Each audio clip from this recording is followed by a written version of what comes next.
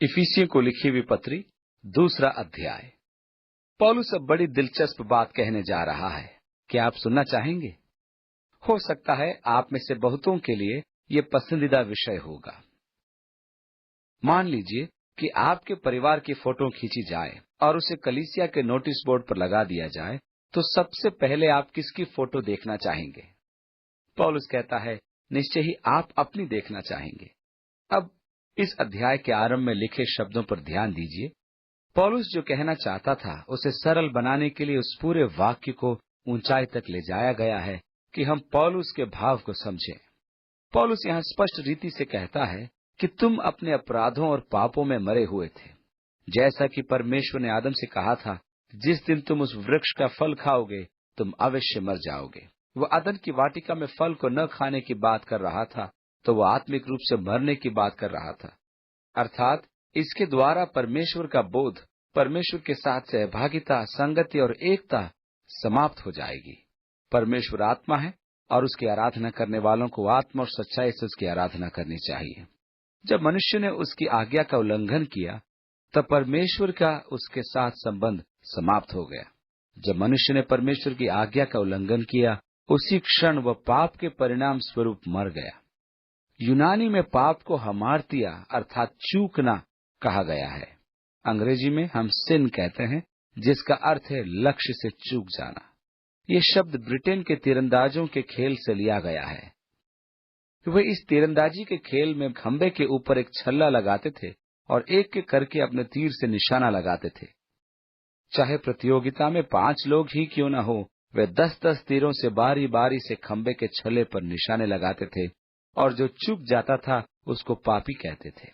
चूंकि वह लक्ष्य से चूक गया, इसलिए बाकी सभी प्रतियोगियों को पेय पदार्थ उसे पिलाना पड़ता था। इसी मूल शब्द के अर्थ से न चाहते हुए भी वे पापी ठहरते थे, क्योंकि वे चूक जाते थे। आप पूरे ध्यान से खेल सकते हैं, पर सदा तीर निशाने पर लगना आवश्यक नहीं है। मनुष्य उन लक्ष्यों से भी चूक जाता है जिसे परमेश्वर मनुष्य से चाहता है। सबने पाप किया है, सबके सब निशाने से चूक गए और परमेश्वर की महिमा से रहित हैं। इसमें कुछ ऐसे भी हैं जो दूसरों से अधिक निकट हो सकते हैं। यदि हम नौका चलाते हुए कहीं जा रहे हैं और बीच में यदि नाव में सुराख हो जाए और वो डूबने लगे, तो जो तैरना नहीं जानते वे डूब जाएंगे। जो थोड़ा जानते हैं वे कुछ दूर तक तैरेंगे और फिर डूब जाएंगे। जो अच्छे तैराक हैं वे 1 या 2 मील तैरकर डूबेंगे, कुछ तट से 1 मील दूरी पर और कुछ तट से कुछ फीट दूरी पर डूब जाएंगे। सब चूक गए, कोई पार नहीं लग पाया। यही परमेश्वर कहता है, हम एक दूसरे से अधिक निकट आ सकते हैं, पर हम सब परमेश्वर की महिमा से रहित हैं। सबने पाप किया, सब निशाने से चूक गए, कोई भी धर्मी नहीं, एक भी नहीं। इसका अर्थ हमें समझना चाहिए कि हम अपने आप से सफल नहीं हो सकते। परमेश्वर ने सिद्धता को माप बनाया है, इसलिए सिद्ध हो जाओ जैसा कि तुम्हारा पिता सिद्ध है। बाइबल में लिखा है कि कोई भी सिद्ध नहीं। हम सब ने पाप किया, सब निशाने से चूक गए। चाहे हम कितना भी प्रयास करें, हम उसकी महिमा से रहित हैं। इसलिए जिस आत्मा ने पाप किया है वो अवश्य मरेगी। पाप की मजदूरी तो मृत्यु है। अब और उसने तुम्हें भी जिलाया जो अपने अपराधों और पापों के कारण मरे हुए थे, जिनमें तुम पहले इस संसार की रीति पर और आकाश के अधिकार के हाकिम अर्थात उस आत्मा के अनुसार चलते थे जो अब भी आज्ञा न मानने वालों में कार्य करता है। पवित्र परमेश्वर की संगति से रहित होना अर्थात संसार की रीति रिवाजों पर चलने के कारण तुम अपने अपराधों और पापों में मर चुके हो। चलना शब्द यानी कि इंग्लिश का जो चलना शब्द है वॉक, उसका यूनानी में अनुवाद मियांडर या घूमना है। अर्थात एक व्यक्ति जब वह चल रहा है तब आप अंदाजा लगा सकते हैं कि वह कहीं जा रहा है और उसका कुछ इरादा है। पर जब कोई घूम रहा हो तब आप जान जाते हैं कि वह कहीं जा नहीं रहा और न ही उसके पास कोई विशेष उद्देश्य है, वो तो बस यूं ही घूम रहा है।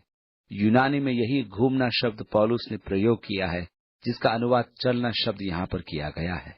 लेकिन कुछ समय पहले तक हम भटक रहे थे, अर्थात हमारे पास कोई सही उद्देश्य नहीं था। हम कहीं नहीं जा रहे थे, हम बस यूं ही थे। हमारी जिंदगी का कोई उद्देश्य नहीं था। आप सांसारिक गति में ही भटक रहे थे। गति का यूनानी में अर्थ है मौसमी चाल, जिधर हवा चले उसी तरफ चले। सांसारिक रीति पर यही चाल हमारी भी थी और हम भी उसके पीछे पीछे चल रहे थे। जिधर भी संसार चले उधर हम भी चले थे और हम सबके साथ चलते चले जा रहे थे। जब मैं छोटा था तब मैं अक्सर अपनी माँ से पूछा करता था कि माँ, क्या मैं वहां जा सकता हूँ या ये कर सकता हूँ? तब वो मुझे मना करती थी, नहीं बेटे नहीं। और मैं पूछता, माँ क्यों नहीं? सब तो जा रहे हैं, सब तो कर रहे हैं। और मेरी माँ कहा करती थी, बेटा इससे कोई फर्क नहीं पड़ता कि सब कर रहे हैं या नहीं। यदि सभी आग में कूदेंगे तो क्या तुम भी कूदोगे? मसीही होने के नाते हमें धारा के विपरीत चलने की आवश्यकता है। एक मरी हुई मछली धारा के विपरीत नहीं जा सकती, परंतु एक जिंदा मछली ही धारा के विपरीत जा सकती है। मैं अपनी माँ की धर्मी सलाह के लिए परमेश्वर को धन्यवाद देता हूँ। जैसे जैसे समय बीतता गया हम संसार की रीतियों के साथ चलते गए, अर्थात जिधर हवा चली हम उधर ही भीड़ के पीछे चले गए और सांसारिक रीतियों के साथ जीवन भर चलते गए, जिन्हें शैतान नियंत्रित करता था। परंतु यहाँ पौलुस हमें आश्चर्य करने वाली बात बताता है कि संसार की उन मुरझाने वाली रीतियों को जिन्हें शैतान नियंत्रित करता है, अर्थात इस संसार का राजकुमार शैतान अब भी आज्ञा न मानने वाली संतान के अंदर काम करता है। कुछ लोग मानते थे कि शैतान संसार में गतिशील नहीं है, परंतु अब ऐसा नहीं कहा जा सकता। जब हम संसार को तथा उसके कार्यों, मूर्ति और मूर्ति के आगे नाचने वालों को देखते हैं जो शैतान के द्वारा अभिप्रेरित हैं, तो हमें विश्वास हो जाता है कि शैतान है और वो लोगों को अपने जाल में फंसाए हुए है। एक बार मुझे यूरोप के एक शहर में ऐसे पोस्टर देखने को मिले जो मुझे बहुत अच्छे लगे, इसलिए मैंने एक को निकालकर मेरे साथ रख लिया। मैंने इस पोस्टर को इसलिए चुना था कि वह मुझे बड़ा ही रोचक लग रहा था। इस पोस्टर में एक नौजवान की फोटो थी जो खून से लथपथ था। वह जंजीरों में बंधा था और उस पोस्टर पर बड़े बड़े अक्षरों में लिखा था, कोई बचाव नहीं। वहां के नौजवानों का आज यही संदेश है कि बचने का कोई रास्ता नहीं, अर्थात हम गुलाम हैं और हमारा नैतिक पतन होता जा रहा है। यही तो आज के संसार की स्थिति है जिसे हम दैनिक समाचारों में पढ़ते रहते हैं। पौलुस ने कहा, यदि हम इस उद्धार का तिरस्कार करें तो कैसे बचेंगे? परमेश्वर का धन्यवाद हो कि बचने का एक मार्ग है। परमेश्वर ने हमें यीशु मसीह को दिया कि हमारा उद्धार हो। यीशु मसीह के बिना उद्धार नहीं हो सकता। ये एक सच्चा संदेश है। जो कोई यीशु मसीह को ग्रहण नहीं करता वो बचाया भी नहीं जाएगा। इस संसार की रीतियों, तरीकों और दिशा जो हमारे समाज को विनाश कर रही हैं, ये सारे शैतान के द्वारा ही किए जाते हैं। आज संसार में अनैतिकता, मूर्ति पूजा, अश्लीलता, गर्भपात बड़ी तेजी से बढ़ रहे हैं, जो कि संसार को नरक की ओर ले जा रहे हैं। तीसरी आयत, इनमें हम भी सब के सब पहले अपने शरीर की लालसाओं में दिन बिताते थे और शरीर और मन की मनसाएं पूरी करते थे और अन्य लोगों के समान स्वभाव ही से क्रोध की संतान थे। हम भी पहले अपने शरीर की लालसाओं और पापों में जीवन बिताते थे और मन की मनसाएं पूरी करते थे। यीशु मसीह से विमुख होकर बड़े ही दुखदायी स्थिति में हम जीवन बिताते थे। हम कई बार परमेश्वर की इच्छा को पूरी करने से डरते थे। शैतान ने मनुष्यों को डराया हुआ है और वे परमेश्वर को अपना जीवन समर्पित करने से डरते हैं। जब मैं छोटा था तो कलीसिया में लोगों को ये कहते हुए मैं सुना करता था, सावधान, तुम जो कहते हो और नहीं करते, परमेश्वर भी तुम्हारे साथ ऐसा ही करेगा। ये ऐसे लोगों का कहना है जो कि पाखंडी हैं और वे परमेश्वर को भी पाखंडी साबित करना चाहते हैं। ऐसे लोग आपको डराना चाहते हैं और डर के मारे आपसे वे चाहते हैं कि आप परमेश्वर के लिए कुछ करें, लेकिन परमेश्वर ऐसा नहीं करता। कैसा होगा यदि आपका बेटा आकर आपके पास कहे, पिताजी आपने मुझे घर दिया, खाना और कपड़ा सब कुछ मुझे दिया है और इन सब के लिए मैं आपका आभारी हूँ। आज मैंने सोचा है कि जो कुछ आप कहेंगे मैं वही करूंगा। आपके कहे अनुसार ही मैं दिन भर मेरा जीवन बिताऊंगा। और आप पिता होने के नाते मान लीजिए, सोचें कि आज मेरा नंबर आया है, मेरा लड़का मेरे हाथ आया है, इसके द्वारा मैंने बहुत दुख उठाया, कई बार इसने मेरा कहना नहीं माना, अब मैं इसे आंगन में खुदाई करने को कहूंगा और घास निकलवाऊंगा और कठिन से कठिन काम करने के लिए कहूंगा। यदि आप ऐसा सोचते हैं तो आप एक सच्चे प्रेम करने वाले पिता नहीं हैं। एक प्रेम करने वाले पिता होने के कारण मैं उस दिन को जब मेरा बेटा मेरे पास आएगा एक ऐसा दिन बना देना चाहता हूं कि मेरा बेटा कभी ना उसे भूलने पाए। इसी तरह हमारा स्वर्गीय पिता भी करेगा जो हमसे अथाह प्रेम करता है। जब आप आकर उससे कहेंगे, पिता मैं आपको जान गया, आप भले हैं, आपने मेरे लिए बहुत कुछ किया है, आपने मुझे आशीष दी, इसलिए पिताजी आज से जो कुछ आप कहेंगे मैं वही करूंगा। मैं अपने आप को आपके हाथ में सौंपता हूं और परमेश्वर पिता आप मुझे माफ करें। और वो कहेगा, ठीक है, आज से शुरू हो जाए। परमेश्वर हमारे निकट आएगा क्योंकि हमने अपने आप को उसकी इच्छा पर छोड़ दिया है। परमेश्वर आपके साथ दिन बिताने से खुश होता है। वो आपको आनंदित देखकर खुश होता है। वो आपको मसीह के हर बात में बढ़ते हुए देखना चाहता है। यीशु ने शैतान के बारे में कहा, वो चोरी करने, हत्या करने और नाश करने आता है। शैतान का एक ही उद्देश्य है कि आपको नष्ट करे। फिर भी मनुष्य मूर्ख बनता है और उसके पास जाता है। उसे नहीं मालूम कि ये रास्ता उसे कहाँ ले जाएगा, उसे ये भीड़ कहाँ ले जा रही है, उसे बिल्कुल नहीं मालूम। उनको कोई पाप का ज्ञान नहीं और शैतान की इच्छा पर वे चलते जाते हैं, जो उसे नाश की ओर ले जाती है। कई बार लोग ऐसा कहते हैं, जब मैं मरने की कगार पर होऊंगा तब मैं चर्च में आऊंगा। अभी तो मैं काफी व्यस्त हूं, अभी मैं अपने आप को परमेश्वर के हाथ में नहीं सौंपूंगा। अपने आप को परमेश्वर की इच्छा के मुताबिक सौंपने के अर्थ में लोगों में कैसे कैसे गलत विचार पाए जाते हैं। क्या हम अपने आप को मसीह के अनुसार पाते हैं? मसीह यीशु ने कहा, प्रभु मैं तेरी इच्छा पूरी करने में प्रसन्न हूं। ये हमारे आनंद का विषय होना चाहिए। जब लोग हमें देखते हैं वे नहीं समझ सकते कि हमारे अंदर क्या चल रहा है। जब हम रविवार के दिन कलीसिया में जाकर बाइबल अध्ययन में भाग लेते हैं और प्रभु की संगति में उसकी आराधना करते हैं, उसके गीतों को गाते हैं, तो जो आनंद हमें मिलता है वे इसे समझ नहीं पाते। परमेश्वर हमें वचन सिखाता है, हमसे बातें करता है। परमेश्वर का वचन हमें जीवन की सब बातों को सिखाता है।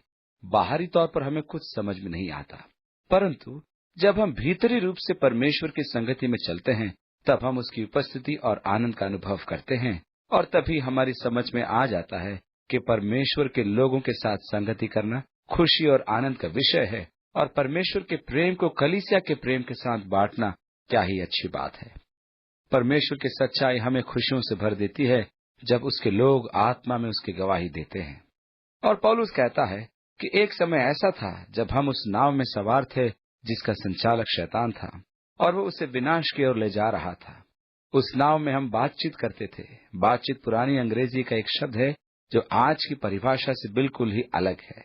बातचीत यानी कि एक दूसरे से बात करना, परंतु इसका पुराने शब्द में सही अर्थ मिलता है और यह अर्थ है हमारे जीवन जीने का तरीका। ये सिर्फ बात करना नहीं परंतु हमारे पूरे जीवन का व्यवहार है। इनमें हम भी सब के सब पहले अपने शरीर की लालसाओं में दिन बिताते थे और शरीर और मन की मनसाएं पूरी करते थे और अन्य लोगों के समान स्वभाव ही से क्रोध की संतान थे। हम शरीर की अभिलाषाओं में उसकी इच्छा पूर्ति करते थे और स्वभाव से क्रोध की संतान औरों के समान थे। हम निचले स्तर अर्थात जानवरों की तरह जीवन जीते थे।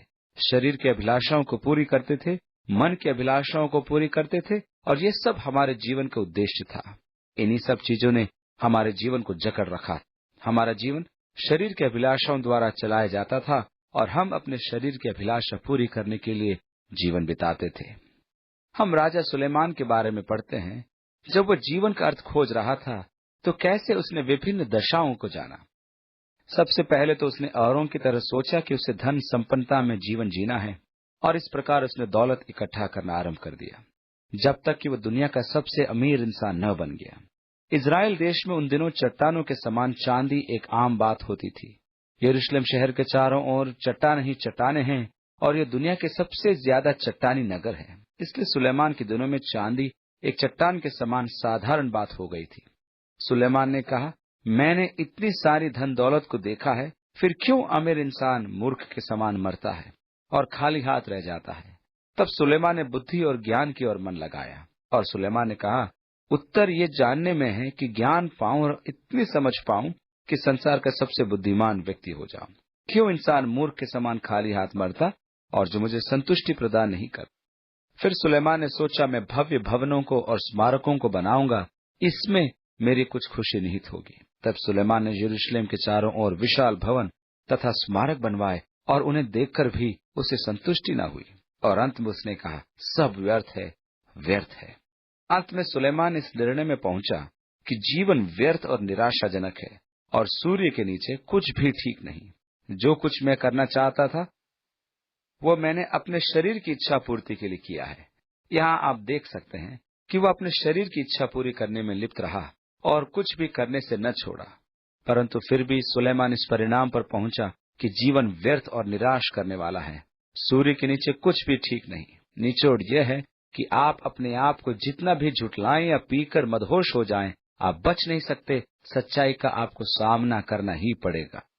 दार्शनिक अंदाज तो बहुत से लोगों के पास है। उन्होंने भी वर्षों तक सब कुछ करके देख लिया तथा अपने आप को संतुष्ट करने की कोशिश की, परंतु अंत में उन्हें कुछ न मिला।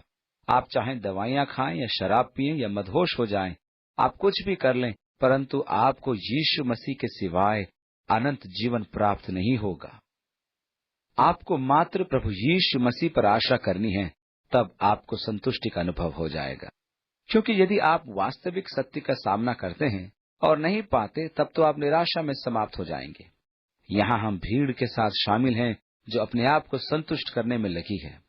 एक स्वाभाविक मनुष्य अर्थात पतन की संतान शरीर और मन की अभिलाषा से लिप्त रहता है।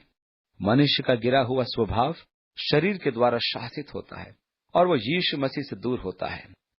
पौलुस इसमें हमारी और आपकी एक काली तस्वीर को खींचता है और चौथी आयत में कहता है, परंतु परमेश्वर ने जो दया का धनी है, अपने उस बड़े प्रेम के कारण जिससे उसने हमसे प्रेम किया।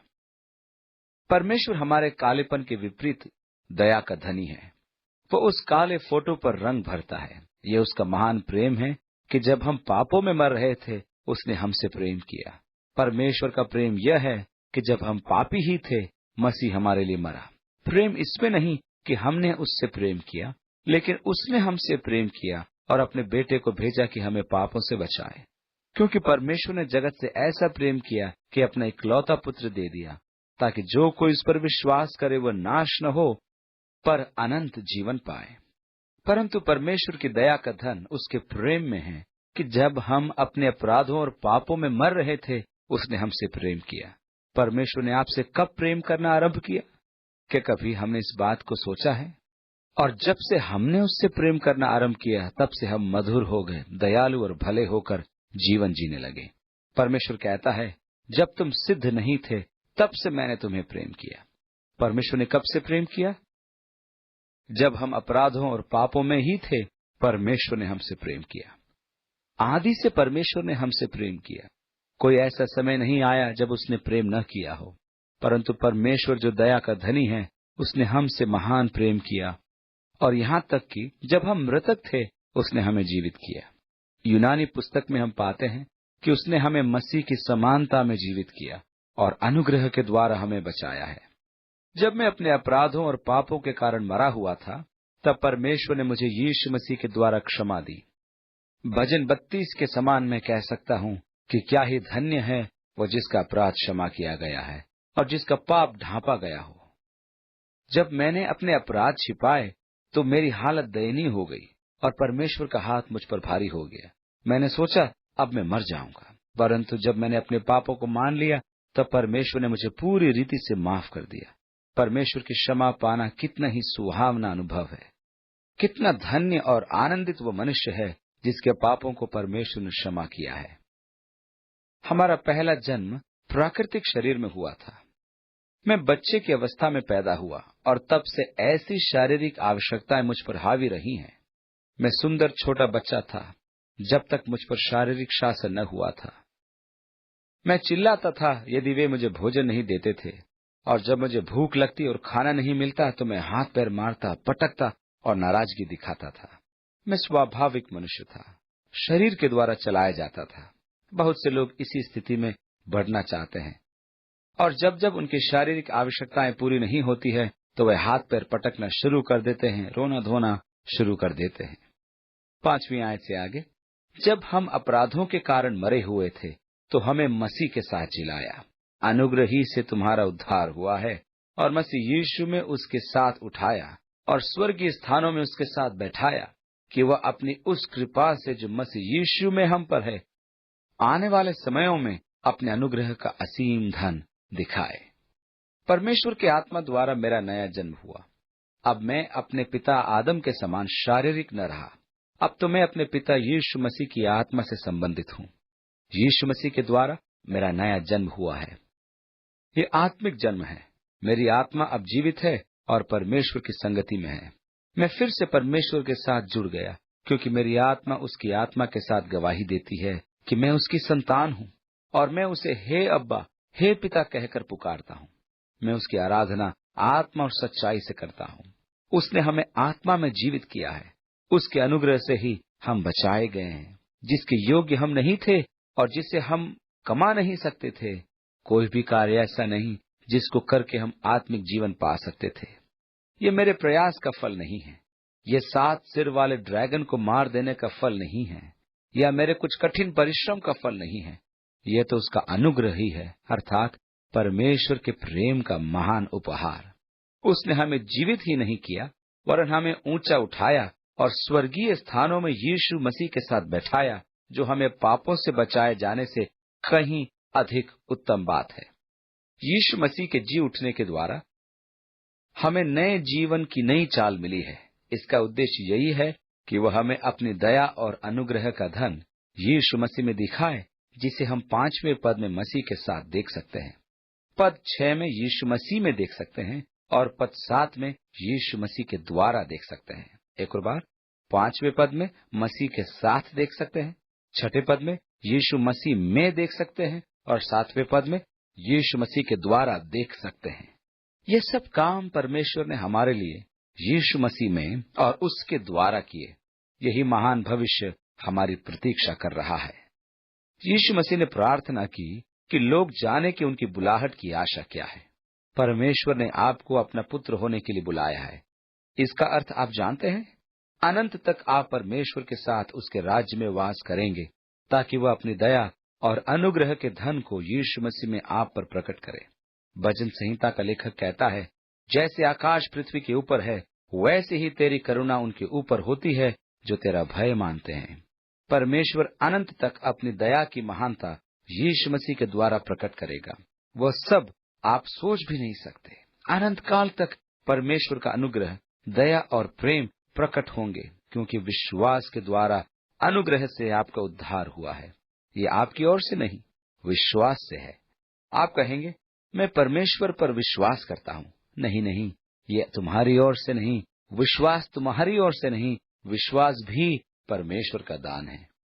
मिद्यानियों ने इजराइल देश को टिड्डियों के समान घेर लिया था, और वे इजरायलियों की फसल उजाड़ने लगे, और इजरायली अपनी भोजन वस्तु गुफाओं में छुपाने लगे।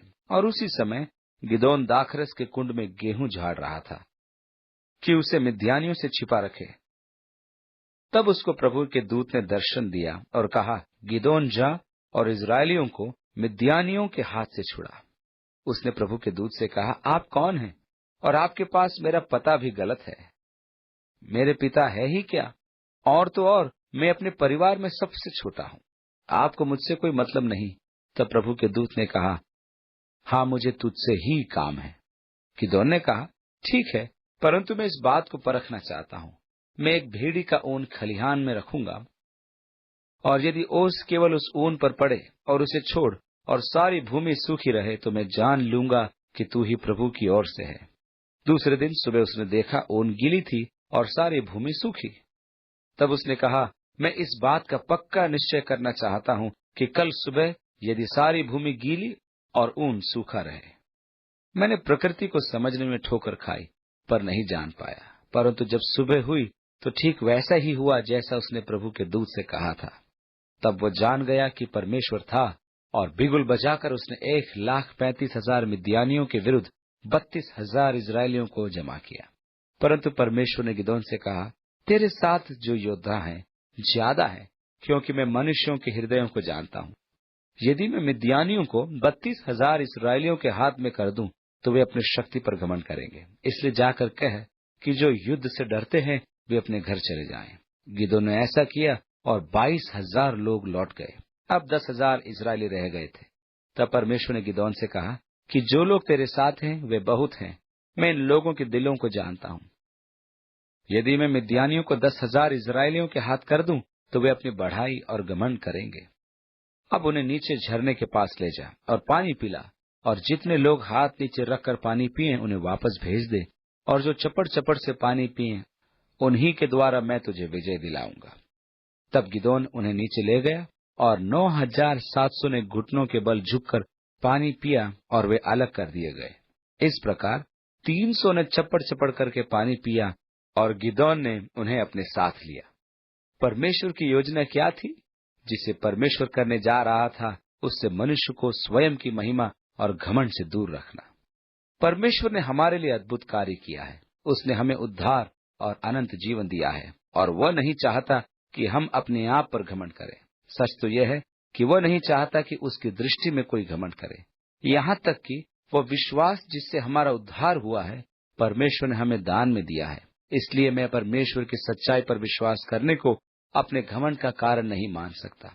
आप कहते हैं सच्चाई मेरे पास आई, मैंने सत्य को परखा और विश्वास करने का निर्णय लिया। ऐसा नहीं है। 8वीं आयत में आगे, विश्वास के द्वारा अनुग्रह से तुम्हारा उद्धार हुआ है। ये तुम्हारी ओर से नहीं परंतु परमेश्वर का दान है, और न कर्मों के कारण। ऐसा न हो कि कोई घमंड करे। परमेश्वर हमारे पुराने स्वभाव को जानता है कि हम महिमा पाने के लालसा रखते हैं। यह उसी पापपूर्ण स्वभाव का परिणाम है जिसके कारण कि शैतान भी गिरा दिया गया था। हम यशायाह के 14वें अध्याय में पढ़ते हैं, हे भोर के चमकने वाले तारे अर्थात लूसीफर, तू क्यों कर आकाश से गिर पड़ा है? तू जो जाति जाति को हरा देता था, तू अब कैसे कटकर भूमि पर गिराया गया है? तू मन में कहता तो था कि मैं स्वर्ग पर चढ़ूंगा, मैं अपने सिंहासन को परमेश्वर के तारागण से अधिक ऊंचा करूंगा और उत्तर दिशा की छोर पर सभा के पर्वत पर बैठूंगा। मैं मेघों से भी ऊंचे ऊंचे स्थानों के ऊपर चढ़ूंगा, मैं परम प्रधान के तुल्य हो जाऊंगा। शैतान अपनी आराधना कराना चाहता था, स्वयं महिमा पाना चाहता था, परंतु परमेश्वर ने कहा, मैं यहोवा हूँ, मेरा नाम यही है, अपनी महिमा में दूसरों को न दूंगा, और जो स्तुति मेरे योग्य है वो खुदी हुई मूर्तों को न दूंगा। और यशायाह 48 में, अपनी महिमा में दूसरों को न दूंगा। ऐसा प्रतीत होता है कि मनुष्य सदा अपनी महिमा, आदर और अन्य चीजों को पाना चाहता है और अपना नाम बड़ा करना चाहता है। क्या आप महिमा पाना चाहते हैं? परमेश्वर जानता है कि यह हमारे स्वभाव का एक भाग है, इसलिए उसने उद्धार को हमारी पहुंच से बाहर रखा है। उसने उद्धार को अपने अनुग्रह द्वारा रखा है, क्योंकि विश्वास के द्वारा अनुग्रह से तुम्हारा उद्धार हुआ है।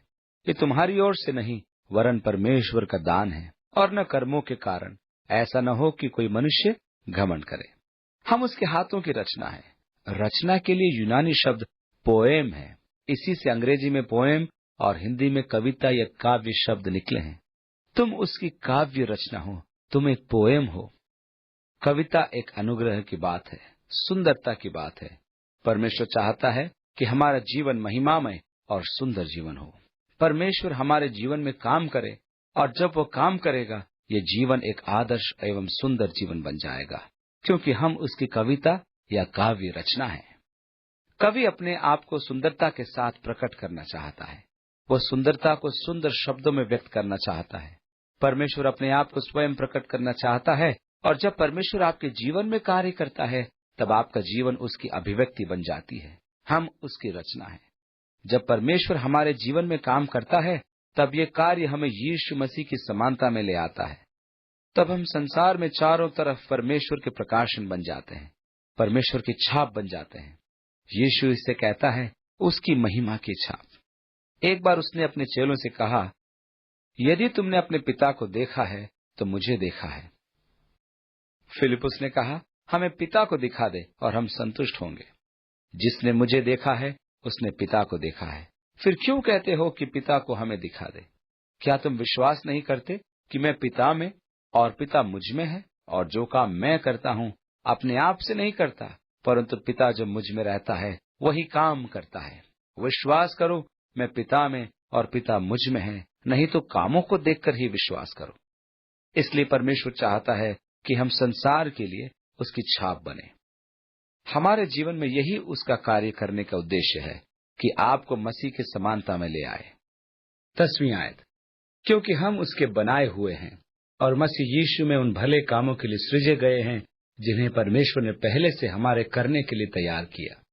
हम परमेश्वर के भले कार्यों की कविता हैं। प्रभु ने हमें पहले से ठहराया कि हम उसमें चलें और निश्चित किया और हमें अभिषिक्त किया। हमें उसकी महिमा करनी चाहिए। परमेश्वर के पास हमारे लिए एक निश्चित उद्देश्य है। आपको याद होगा, जब मोर्देकाई ने एस्तेर के पास संदेश भेजा तो उसने कहा, मैं जब चाहूं अपने पति अर्थात राजा के पास अंदर नहीं जा सकती। हमारे कुछ नियम हैं और जब तक वे न बुलाएं मैं उनसे कहीं नहीं मिल सकती। यदि मैं बिना बुलाए जाऊं और वे राजदंड को आगे न बढ़ाएं तो मेरा सिर काटा जाएगा।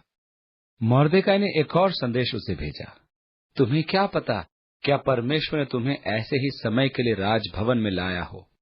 तुम्हें कैसे मालूम कि आज परमेश्वर काम नहीं करेगा कि तुम्हें इस कठिन समय में अपने लोगों के छुटकारे के लिए तैयार करे। ये मत सोच कि इस कठिन परिस्थिति से तुम बच जाओगी। परमेश्वर अपना काम किसी और के द्वारा भी करा सकता है, परंतु उसने तुम्हें चुना है। यदि तुम नहीं करती हो तो तुम्हें नुकसान उठाना पड़ेगा। परमेश्वर आपको तैयार कर रहा है। आप कैसे जानते हैं कि वो काम नहीं कर रहा है? परमेश्वर हमारे जीवन में कार्य करता है और हमको उसके उद्देश्यों और योजनाओं के लिए तैयार करता है। वह संयोगवश कोई काम नहीं करता। यह परमेश्वर की कोई मनमौजी काम नहीं है कि आप कितनी परीक्षाओं और परख से निकले हैं।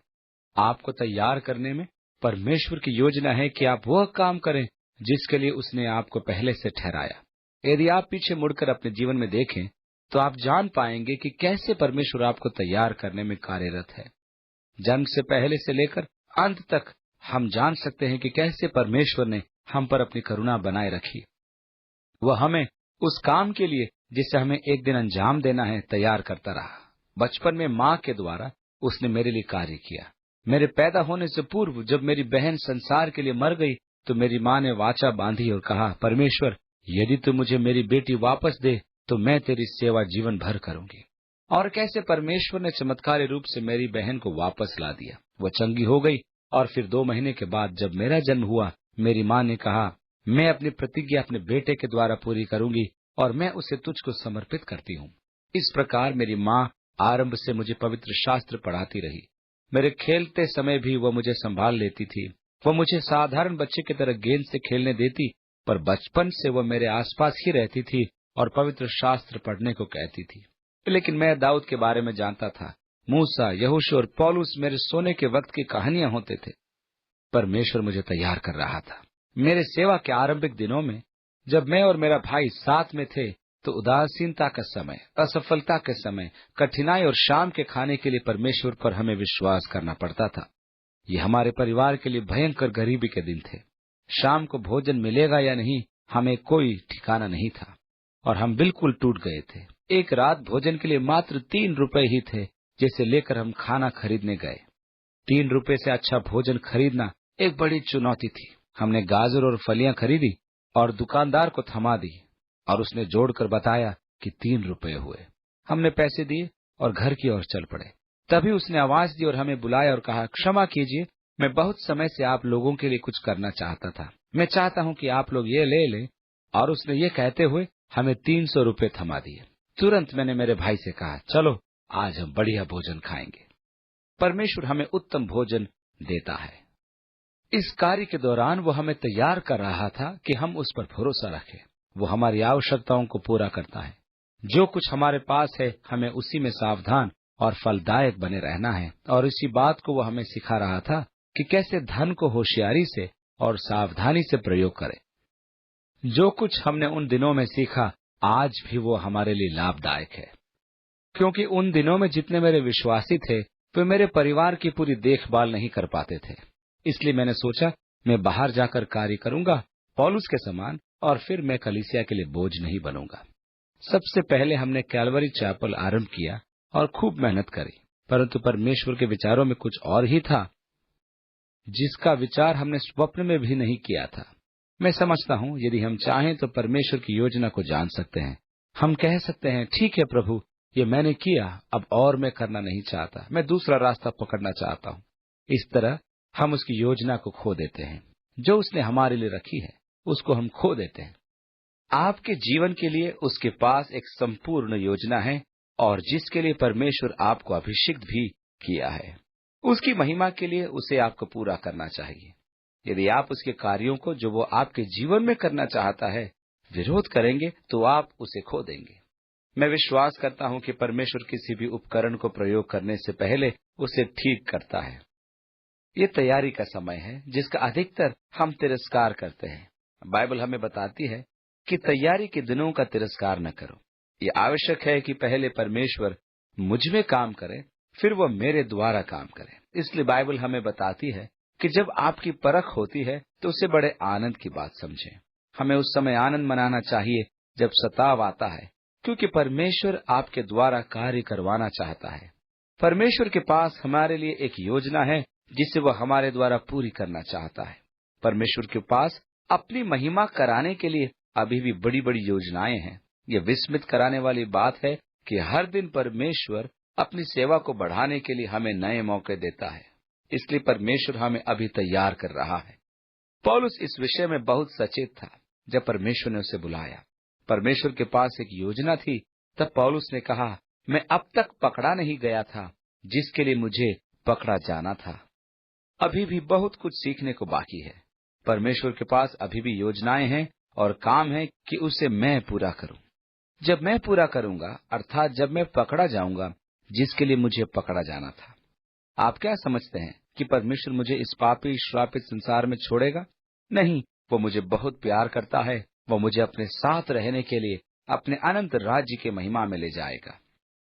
11वीं आयत से आगे, इस कारण स्मरण करो कि तुम जो शारीरिक रीति से अन्य जाति हो और जो लोग शरीर में हाथ के किए हुए खतने से खतने वाले कहलाते हैं, वे तुमको खतना रहित कहते हैं। तुम लोग उस समय मसीह से अलग और इज़राइल की प्रजा के पद से अलग किए हुए और प्रतिज्ञा की वाचाओं के भागी न थे और आशाहीन और जगत में परमेश्वर रहित थे। परंतु अब तो मसीह यीशु में तुम जो पहले दूर थे, मसीह के लहू के द्वारा निकट हो गए हो, क्योंकि वही हमारा मेल है जिसने दोनों को एक कर लिया और अलग करने वाली दीवार को जो बीच में थी ढा दिया। हम अन्य जाति और खतना रहित कहलाते थे, जिसमें हमारा शारीरिक रूप में खतना किया गया था।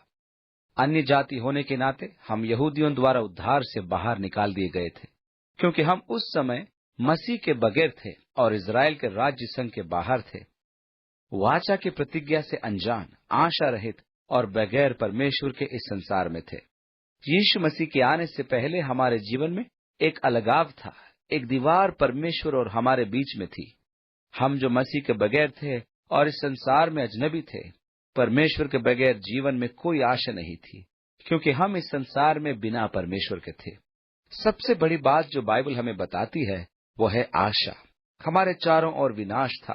संसार जितना विनाश की ओर बढ़ रहा था, उतना ही हमारी आशा मसीह में बढ़ती जा रही थी। क्या आप जानते हैं आज सबसे बुद्धिमान अर्थशास्त्रियों का क्या निचोड़ है? उनका कहना है कि इस समय संसार के पास आर्थिक मामलों में आशा है। वे घोषणा करते हैं कि संसार के पास एक ही प्रकार के मुद्रा के चलन की आशा बाकी है। उनके पिछले शोध में यह कहा गया कि उद्धार का यही एक रास्ता बाकी है कि संसार में एक ही प्रकार की मुद्रा का चलन हो, तभी मनुष्य हथियार बनाना छोड़ेगा, क्योंकि तब अर्थव्यवस्था की कठिनाई उनके सामने होगी और वो विनाश के अस्त्र शस्त्र के निर्माण की हानि को समझेगा। तब सब मिलकर संसार को शांति का स्थान बना पाएंगे, क्योंकि उनका सोचना ऐसा ही है। रोचक बात तो यह है कि अब संसार के लिए यही एकमात्र उनके अनुसार एक आशा है। जब ऐसा हो जाएगा तब उसे संसार का उद्धार मानेंगे और ये परमेश्वर की संतानों के लिए एक दिलचस्प बात होगी, क्योंकि हम जानते हैं कि पवित्र शास्त्र क्या कहता है और यही तो मसीह विरोधी स्थापित करना चाहता है कि संसार के उद्धारकर्ता के रूप में उसे प्रमाण किया जाए, और ये तभी होगा जब पूरे संसार में एक प्रकार की मुद्रा का चलन होगा। संसार यही बातें कर रहा है कि इसे छोड़कर हमारे पास कोई आशा नहीं, क्योंकि कोई भी पूरे संसार की एकीकृत अर्थव्यवस्था को सुधार नहीं सकता।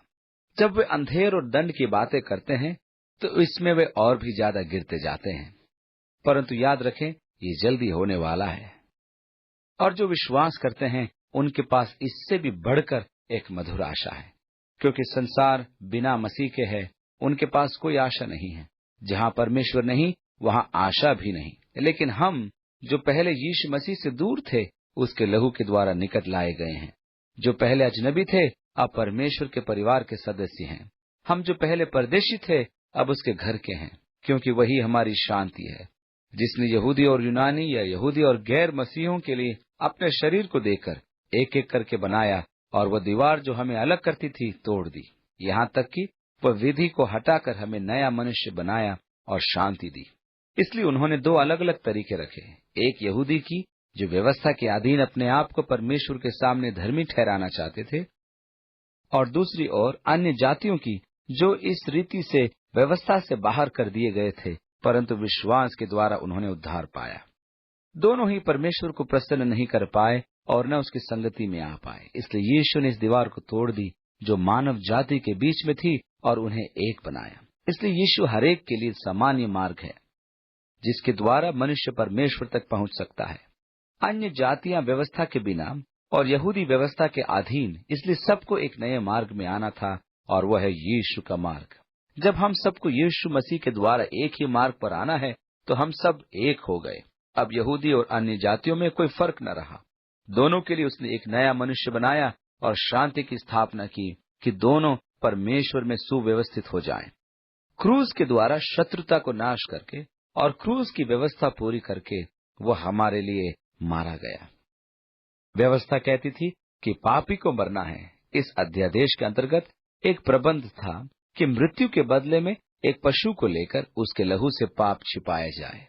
लेकिन व्यवस्था से धार्मिकता को पूरा किया जाना आवश्यक था, जिसे यीशु ने अपनी मृत्यु के द्वारा पूरा किया और मनुष्यों के ऊपर से उसकी प्रभुता को समाप्त कर दिया, क्योंकि उसकी मृत्यु के साथ व्यवस्था पूरी हो गई। अपनी मृत्यु के द्वारा उसने यहूदी जो व्यवस्था पूरी न कर सके थे और अन्य जातियां जिनके पास व्यवस्था थी ही नहीं, मेल मिलाप कराया, और क्रूस के द्वारा मेल मिलाप कराया और परमेश्वर के साथ एक कर दिया। और जैसा लिखा है, परमेश्वर और मनुष्य के बीच एक ही एक मध्यस्थ है, और वो यीशु मसीह है।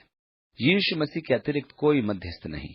मुझे इस बात की चिंता नहीं कि मैंने ठीक से इसकी व्याख्या की है या नहीं, परंतु ये बाइबल सिखाती है।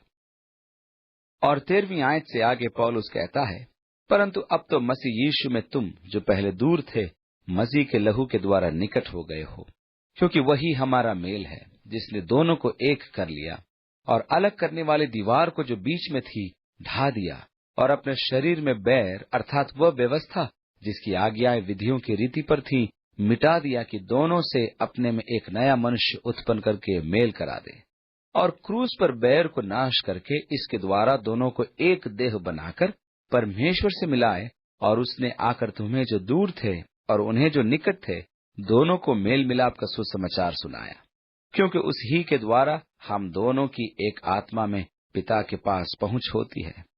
इसलिए तुम अब विदेशी और मुसाफिर नहीं रहे, परंतु पवित्र लोगों के संगी स्वदेशी और परमेश्वर के घराने के हो गए हो। तुम यीशु मसीह के द्वारा परमेश्वर तक पहुंच सकते हो। यही सीधा दरवाजा और सकरा रास्ता है, यही अनंत जीवन को जाता है। बड़ा है वह द्वार और चौड़ा है वह मार्ग जो विनाश को जाता है, और बहुत से हैं जो उसमें जाते हैं। संसार का एक बहाव है, परंतु सीधा है वह द्वार और सकरा है वह मार्ग जो जीवन को जाता है, और थोड़े हैं जो उसे पाते हैं। मसीह ने मार्ग बनाया जिसके द्वारा मनुष्य परमेश्वर तक पहुंचता है। ये मार्ग खून से चिन्हित किया गया है, और ये हमें परमेश्वर के संबंध और संगति में ले जाता है। अब आप अजनबी और परदेशी न रहे, लेकिन सब संतों के साथ नागरिक हो गए और परमेश्वर के वारिस भी। इसलिए अब मसीह हृदयों में केवल वास नहीं करता, पर हम भी जो परमेश्वर के वारिस हैं उनमें भी वास करता है। तुम परमेश्वर के भवन हो, जो प्रेरितों के और नबियों के नींव पर बनाए गए हो। पर ये पुराने नियम के नबी नहीं हैं, परंतु नए नियम के कलीसिया के नबी हैं। हम लोग प्रेरितों की नींव पर नहीं बने, वे हमारी नींव नहीं है, परंतु हम नबियों की शिक्षा पर बने हैं, वे ही नींव है। पौलुस कहता है, यीशु मसीह के नींव के अतिरिक्त जो पहले रखी गई कोई और नींव है ही नहीं। पतरस कहता है, तुम जीवित परमेश्वर के पुत्र मसीह हो। और यीशु कहता है, पतरस, ये अच्छा है कि परमेश्वर ने तुम पर यह प्रकट किया है, और मैं इस पत्थर पर अपनी कलीसिया बनाऊंगा। वह हमारी नींव है जिस पर हम बने हैं। प्रेरितों और नबियों का संदेश है कि परमेश्वर ने हमें यीशु मसीह के द्वारा उद्धार दिया है, और वो ही मार्ग है जिसके द्वारा हम परमेश्वर के पास आ सकते हैं। यही नींव है जो नबियों और प्रेरितों ने अपनी शिक्षा और सेवा में डाली है। यीशु मसीह स्वयं मुख्य कोने का पत्थर है। परमेश्वर अपने लिए स्थान बना रहा है, मसीह का शरीर विश्वासियों का शरीर जिसमें वो रह रहे हैं। मैं परमेश्वर के उस भवन का हिस्सा हूँ। उसने कहा, जहाँ मेरे नाम से 2 या 3 इकट्ठे होते हैं, मैं वहाँ हूँ। हम परमेश्वर के मंदिर हैं। हम उस नींव पर बनाए गए हैं जो नबियों और प्रेरितों ने डाली है, और जिसका कोने का पत्थर यीशु मसीह है। याद करें, जब पतरस यहूदियों की महासभा में खड़ा था, उसने कहा, राज मिस्त्रियों ने जिस पत्थर को निकम्मा ठहराया था, वही कोने का सिरा हो गया है। ये तो प्रभु की ओर से हुआ है। ये हमारी दृष्टि में अद्भुत है। मसीह मुख्य कोने का पत्थर, जिसको निकम्मा ठहराया गया, उन्होंने उसे अस्वीकार कर दिया। वह अपनों के पास आया और अपनों ने उसे अस्वीकार कर दिया। 20वीं आयत, और प्रेरितों और भविष्यद्वक्ताओं की नेव पर, जिसके कोने का पत्थर मसीह यीशु स्वयं ही है, बनाए गए हो।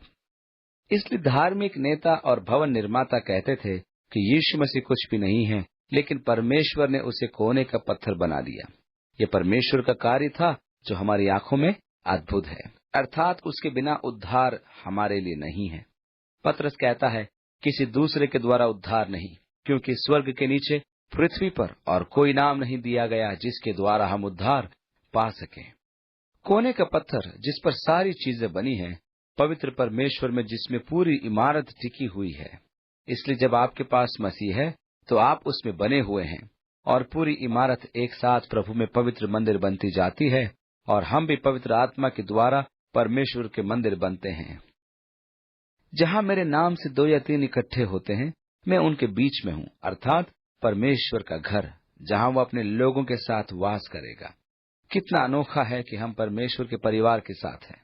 यीशु मसीह की उपस्थिति में रहना और परमेश्वर की आत्मा की शक्ति जो हमारे रहने के लिए घर बना रहा है, वो शारीरिक घर नहीं, लेकिन अनंत जीवन के लिए बना रहा है, और परमेश्वर की योजना उसमें पूरी हो रही है। पिता, उस अनुग्रह के लिए तथा पवित्र आत्मा के अद्भुत कार्यों के लिए जिसके द्वारा हम बचाए गए हैं, तेरा धन्यवाद हो। आपके काम करने के लिए आपकी आत्मा जो हमें करीब लाती है, और हम जब आशा रहित थे, जब आपकी आत्मा आई और हमें आशा प्रदान करी, उसके लिए पिता आपका धन्यवाद हो। हे प्रभु, तू महान है। हम तेरे कार्यों के लिए धन्यवाद देते हैं।